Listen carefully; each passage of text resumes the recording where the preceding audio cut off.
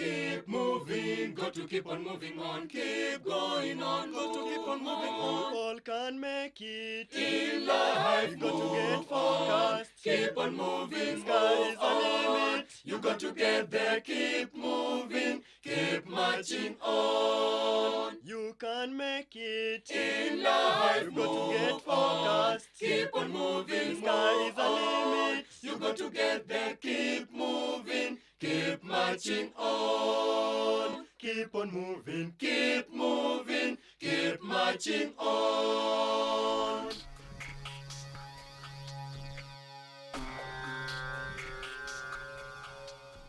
Hello viewer, and thank you for joining us here on Able Differently, a program that continues to highlight stories and matters encountered by persons with disabilities.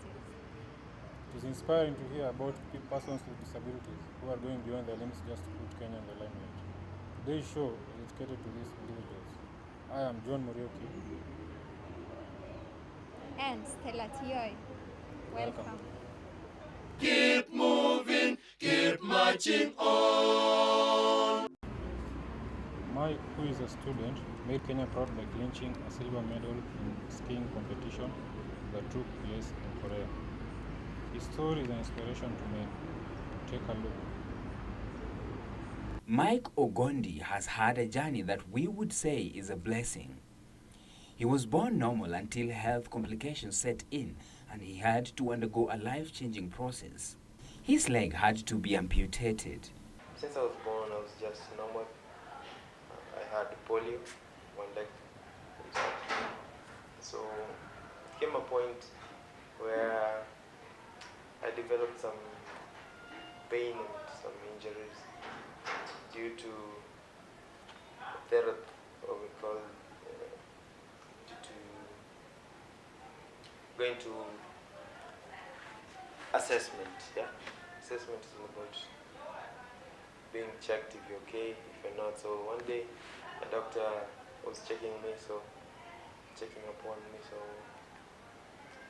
it came to a point where he touched my knee, which was so delicate. So the way he touched it was in a way that it was not formal to me. So I developed some injuries. That's when I got amputated. He had no otherwise but to take life as it was and make it better by whatever means possible. After Dr. alikuwa amenifanyia vibaya, ikabidi nimekata mguu. That was in 2008. After that, nikaanza kudevelop into major activities kama swimming. Swimming. Inanisaidia ni regain strength yangu, so niko nimepoteza a lot of blood operation na hizo vitu zote. So swimming ilikuwa kama assessment ya kuangalia uko strong enough kama bado hauko. So basically assessment ya swimming ilikuwa kuprove kama unaweza bado pimwa prosthesis. Prosthesis ni kwenye tunavaa. That is ya watu wamekatwa mguu. Having an interest in sports made him to participate in football. After nimemaliza na operation nikaingia kwa games. After nimepona vizuri. So games nikajulia high school. This is watu wako na disability. So nilijulianga Junior Secondary when nilianza high school. That was in Form 1. Nikaanza kujiinvolve na games. So up to where ikafika point nikaanza kujua games naweza. It was in his new school that his teacher discovered something else that he himself had not thought of: skiing. Mwalimu akakuja last year kaniintroduce kwa game to skiing. The first time kutrain ilikuwa hard because of ni kitu sijaifanya. So the second thing nikaanza kuzoea. So ilikuwa unaingia training 1 week, the other week kwa tournament. So itadependa vile umejikaza na vile umeonyesha ability yako ya kujiweza. So nikaingia kwa tournament after kufanya training ilikuwa tu fantastic. Katrain nikaingia tournament. Mike had a chance to present Kenya in Korea in skiing in the beginning of the year, and he did not disappoint. High school kuna bodi anaitwa Jayton Secondary, kuna bodi anaitwa Mr. Mayonga. Aliniorganizia hiyo game ya skiing. So aliniuliza kama naweza, nikamwambia na nitatry. So after kuniorganizia na Paralympic Kenya. From there tukaenda nao hadi South Korea tulikuwa tunaenda kwa program ito Dream Program. Hiyo ni ya huwa support snowless countries zina snow. So try kutafuta mayouth ndio wanaenda huko waski, because sio countries zote zinakuwa na snow. Seeing my team give up, nilisema siwezi give up. Nikiwa kwa hiyo sport tukiwa huko, nilisema we came here to get something, not to get what with nothing. So ilibidi ni work hard, ni at least on our side tuko na at least a medal. So hiyo ndio motivate, so nikiona timu yangu give up juu ya baridi na kulemewa, so ilibidi hata mimi nijikaze. So I was the only male in that team. Wale watu walikuwa female watatu. So ndio alilemewa, nikasema mimi siwezi lemewa. So nikajikaza hata kama kulikuwa na baridi. And I became number 2.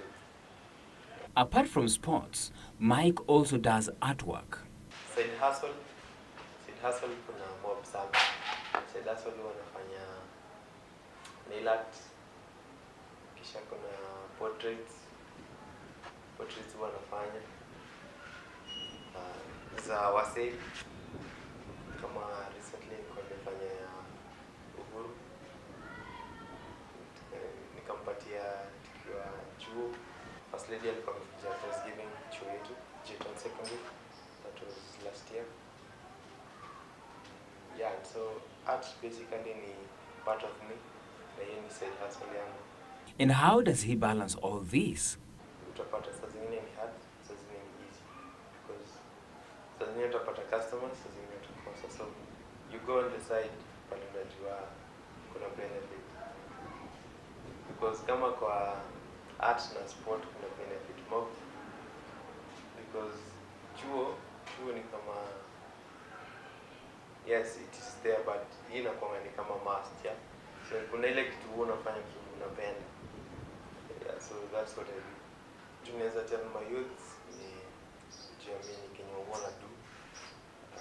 Hustle ni hustle, as long as inakubenefit, na see in terms of money or something like that. So kitu inakubenefit wewe mwenyewe vile unajifeel, na kitu naweza waambia tena ni kujiamini. Kama basically kwenda sports na kufanya hizi activity football, basically sometimes huwa tulipwe, inabidi saa zingine pia una accept because ni hard.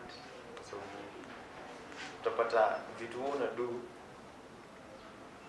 sometimes kwa wengine ni kama ni ufala, but wewe kwako huwa zina kubenefit. So kitu wewe fanya vile unajisikia na kenye unapenda. In our quote for the day, we take a look at the saying, conformity or skill many tellers than non-conformity. What do you think? This is very true, because in our life today we need to come out of our comfort zone and go and work for an extra mile on what we have. We are taking a short break, but we'll be right back. Stay tuned. Keep moving, keep marching on. Keep moving, keep marching on. Welcome back. You're watching KBC Channel 1. Now, every year, the month of May is a special month for persons with the lupus condition. The Lupus Foundation of Kenya organized the special day recently. Take a look. May is normally the Lupus Awareness Month, where different organizations come together to join hands with the people who have the condition and their families. Yeah, I'm here because it's an awareness program. Yeah, that there's an event over here for lupus survivors. Yeah, so I'm here to learn some more and to be educated on how to support myself. The organization was started with the aim of reaching out to persons with the condition, who included its founder, who passed on, and later her son took over. My name is Mike Ogondi. I am the co-founder for the Lupus Foundation of Kenya. It was initially started by my mom in 2007, 2008, incorporated in 2009. Personally, for me, I'm interested in lupus awareness because I am a key supporter. I met the original founder, Sharon Agnes-Kodek, in 2012, and she passed on. And so together with her son, we decided that we cannot let her dream die. So we've been able to engage and continue marshalling more people to understand what lupus awareness is. And so instead of taking our back seat as a support group where we meet the patients in a room every month, we've decided to be more vocal and talk about lupus and get more people to know that they might have lupus and they might know someone who has lupus. Lupus occurs when the body's immune system attacks its own tissues and organs, thus affecting joints, skin, kidneys, blood cells, brain, heart, and lungs, although not the same to every person. Lupus affects people differently, and sometimes it concentrates on an organ in different people. Some people it's the heart, some it's the skin, some it's the brain. So for some people it's the organs. And just like her, I also have nephritis, but mine did not get to a high extent of dialysis. What I had to do was chemotherapy. So just for your information, even lupus patients undergo chemotherapy for boosting immunity and also for reducing inflammation for kidneys. One challenge with lupus is that it's difficult to diagnose, given that its symptoms resemble those of other ailments. 1 in 5 lupus patients experiences headache, dizziness, memory disturbance, and sometimes even change in behavior. The most outstanding sign of lupus is the facial rash that resembles the wings of a butterfly on both cheeks, known as the butterfly effect. One of the main symptoms that I had was I lost weight so fast because I was a chubby child all my life. I just been chubby, but I really lost weight so fast. Another thing was it had the same symptoms like malaria. Another thing was the butterfly rash. My face, you could tell there's a black butterfly rash on it. I think that's like the most distinct lupus symptom, the butterfly rash. In some causes, lupus is genetic and can only manifest itself if triggered maybe by stress or drugs. Lupus is genetic, it's in the genes. Well, like for me, in my dad's side, most of the times you'll find like the male is the carrier of the, but there are men who get lupus. But the ones that in a family, like for me, for example, maybe my brothers and sisters, them they will not get lupus, but my brother might be a carrier, so he might. I'm not saying he will, he might. That's what. So it's genetic. It's in your blood. Yeah, it's not something you can get out of eating something or doing, like HIV or TB. It's in the blood. There is no known cure for lupus. However, drugs are used to control the symptoms. Since lupus has no cure, we are trying our best as a foundation to make sure that the patients who are diagnosed correctly with lupus also are able to manage the condition well. Cases of lupus vary from one person to the other, with some being severe, temporary, or even permanent, depending on the affected body system. Therapy is very important to patients with lupus because they are likely to have pain, which might lead to depression and other mental problems. I feel like they're not being understood out there, so they feel like people don't know what they're going through.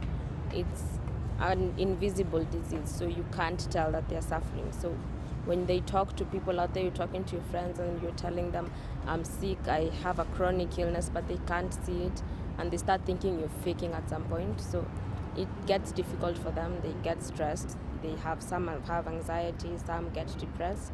So that's what we're working to deal with. With all this, the main challenge becomes the finance.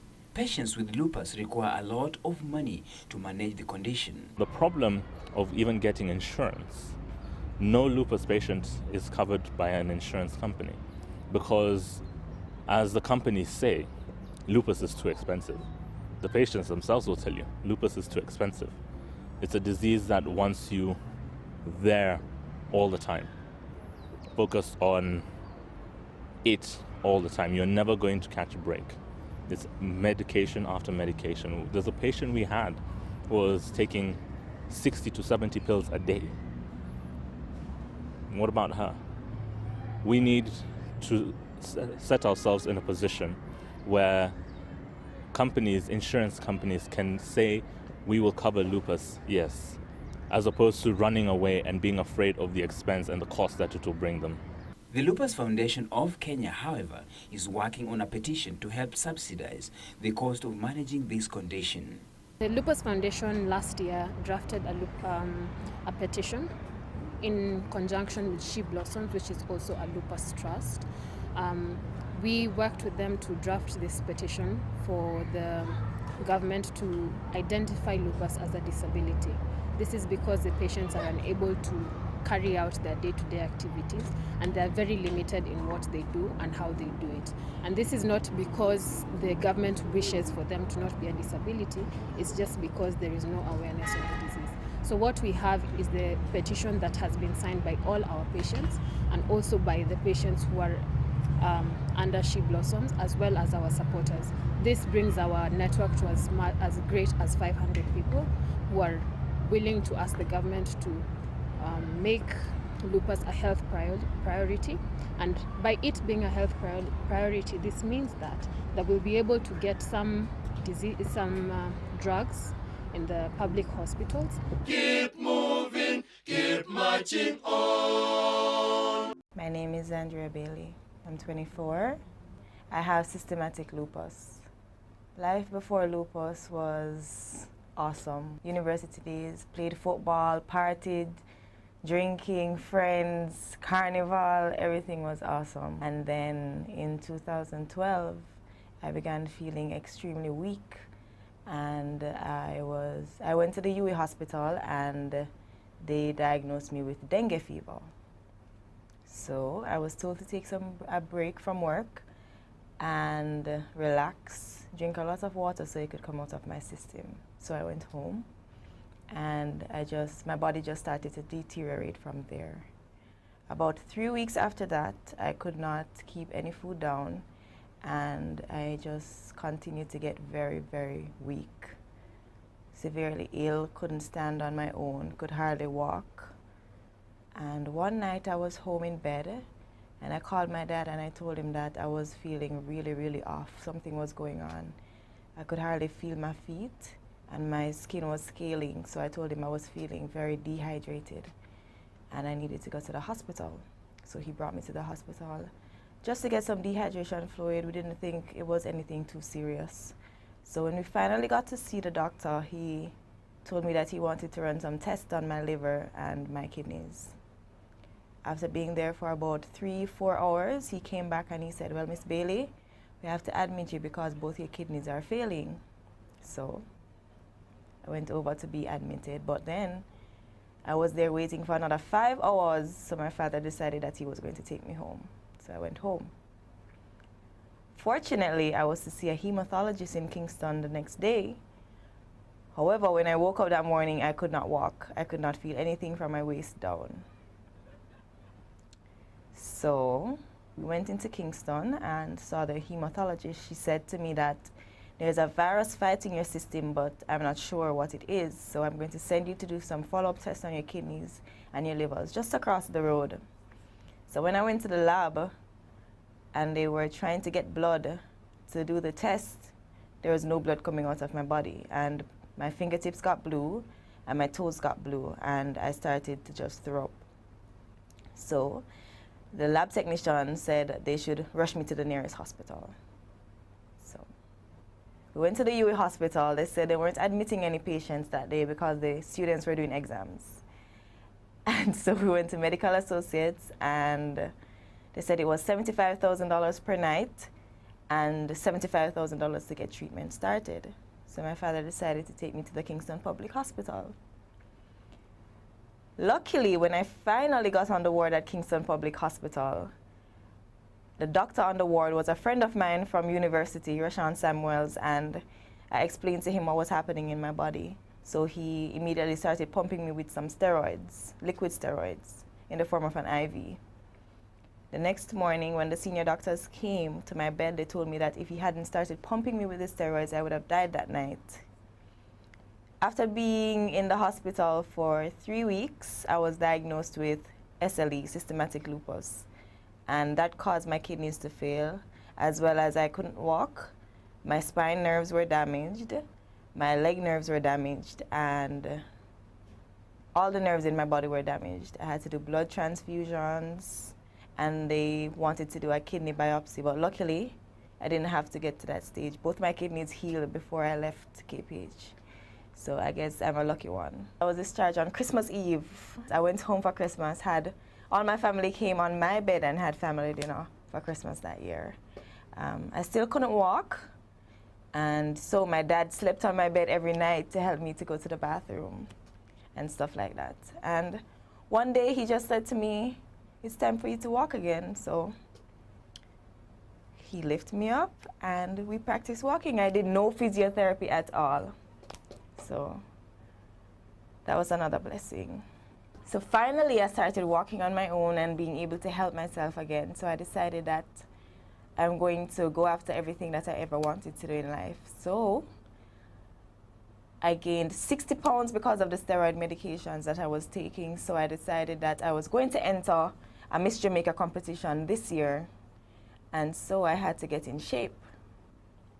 So I lost those 60 pounds and I auditioned at 142 pounds for Miss Jamaica Universe, and I was selected as one of the finalists. And during the time of the pageant, I lost 12 pounds, and I wore 5-inch heels every day for training, and I was a top 10 finalist in the show. So I guess all you have to do is follow through with your dreams. No matter what your situation is, it's possible, because it was possible for me. And you just have to live every day as if it's your last. I know it's kind of hard to hear, but that's my motivation. Let's take a look at the UN Convention on the Rights of Persons with Disabilities. The UN Convention on the Rights of Persons with Disabilities states that state parties recognize the rights of persons with disabilities to work on an equal basis with others. This includes the right to the opportunity to gain a living by work freely chosen or accepted in a labor market and work environment that is open, inclusive and accessible to persons with disabilities. We are championing anything. You must push yourself beyond the limits that the society has created. Because of time, we have to stop, but remember to join us again next week, same time, for another insightful episode of Able Differently. Also remember to text us to 22162, starting with capital AD, and let us know what you think about the program. I've been your host, Stella Tioy. I'm John Morioki. Bye. You make me smile every day. Woman, you're my happiness, my loveliness. Kwawe bubu, kwangu mahabubu. Your beautiful eyes, shake your body till morning light. Japo sipati neno lako, ishara yaonyesha mapenzi.